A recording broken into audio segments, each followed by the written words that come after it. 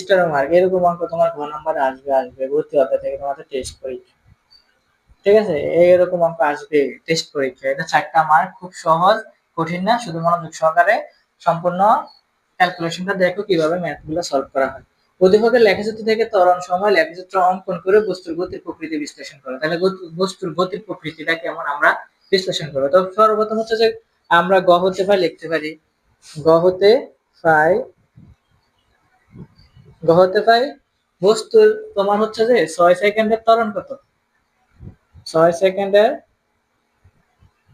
ত্বরণ হচ্ছে 4 metre per second square. ঠিক আছে, তো এবার বস্তু 6 সেকেন্ডের ত্বরণ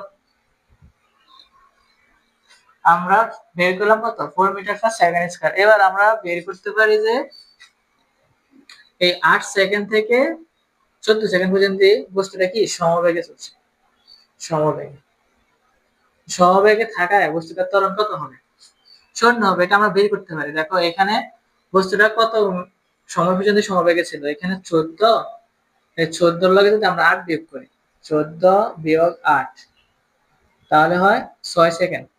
6 সেকেন্ড বস্তুটি সমবেগে চলছিল। তো 6 সেকেন্ড বস্তুটি সমবেগে চলায় ত্বরণ, বস্তুটি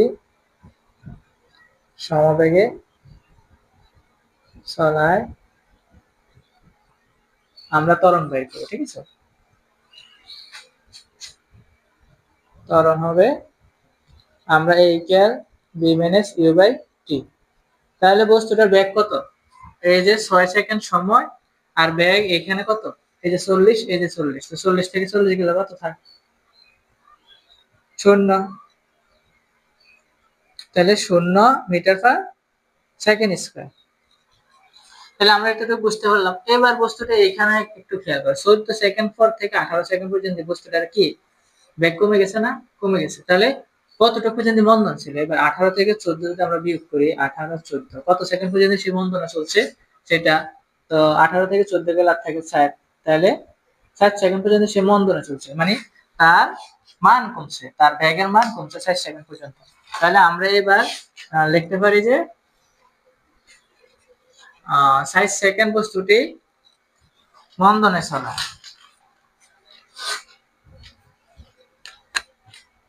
60 সেকেন্ড বস্তুটি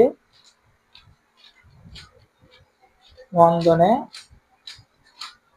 চলে।